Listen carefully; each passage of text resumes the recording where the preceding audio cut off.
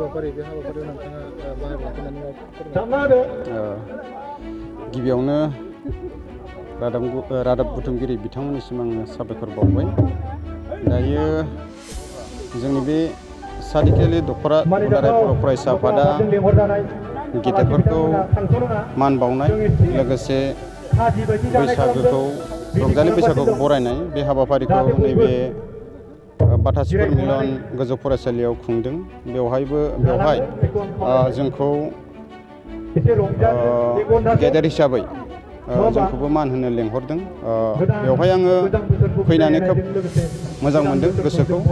मानो होनबा जोंनि समाजाव गेदेरखौ मान होनाय, उन्दैखौ अननाय बियो खोब गोमालांनो हमबाय। दायो फरायसा आफादा जि हाबाफारि लादों बियो खोब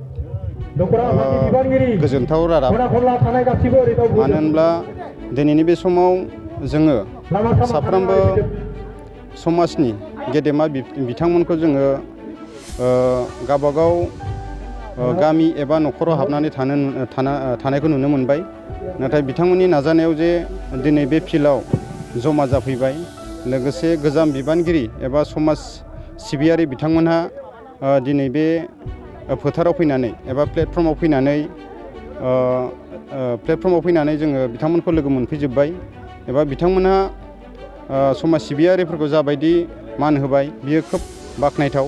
आं आसा खालामो इयुनावबो जाहाथे बे हाबाफारिखौ फरायसा आफादा लाखिलांबाय थागोन। लोगोसेनो बर'नि जि हारिमु बेखौबो अरायसम सिगाङाव दोननानै हाबाफारिखौ मावफुंलांबाय थागोन, आं बेखौ आसा खालामो।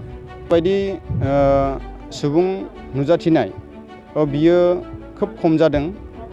आं सानो बिनिख्रुइ आरो फैबाय थानाय समफ्राव खोब गाजा गोमजायै खुंगोन आरो मिडियानि गेजेरजों जोंनि सादिकेलि दख'रा दुलाराय बर' फरायसा आफादाबो जे बेबायदि हाबाफारिखौ खुङो बेखौ मिडियानि गेजेरजों गोसारहोगोन, आं बेखौ आसा खालामो। नोंथाङा जे दिनैनि बे हाबाफारिखौ जेरैबायदि खुंबाय बेबायदि हाबाफारियाव ओनसोलनि रायजो राजाफोरखौ माबाफोर खावलायनो सानदों नामा नोंथाङा?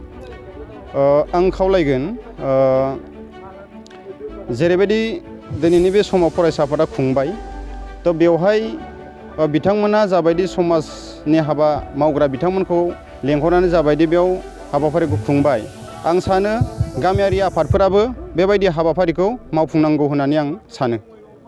बे समाव आङो खौरां बुथुमगिरि आरो लोगोसे गोदान बोसोर रंजालि बैसागु फोरबोनि बयनिसिमबो आङो गाहाम हामलायनायखौ बावहरबाय। दा जोङो नर्थ धेकियाजुलि आन्सलिक कमिटि एबसुनि जानानै जोङो बे हाबाफारिखौ जोङो बोसोरफ्रामबो लायो। मानो होनोबा जोंहा दख'रा आफादनि सिङाव थानाय जेसेबां ओनसोलनि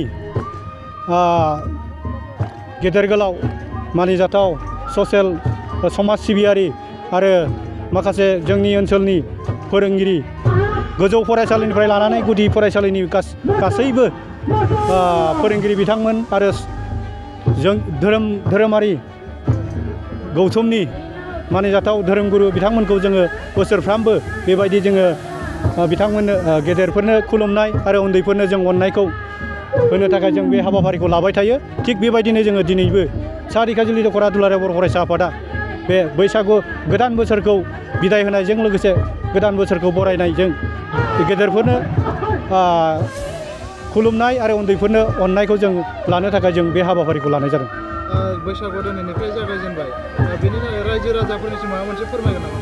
निस्सय बेखौ जोङो बोसोरफ्रामबो जों खावलायो जाहाथे फैबाय थानाय रंजालि बैसागु फोरबोनि मुङाव जाहाथे मोजाङै जाहाथे बर' हारिमुखौ फोथांनानै लाखिनो थाखाय जोङो रंजालांगोन बा गोथार सानस्रि आरो सानदौखौ लानानै जोङो जोंनि बे बैसागु बोथोरखौ जों बारहोहरगोन, बेखौ निस्सय जोङो दख'रा आफादनि जानानै हांख्रायो।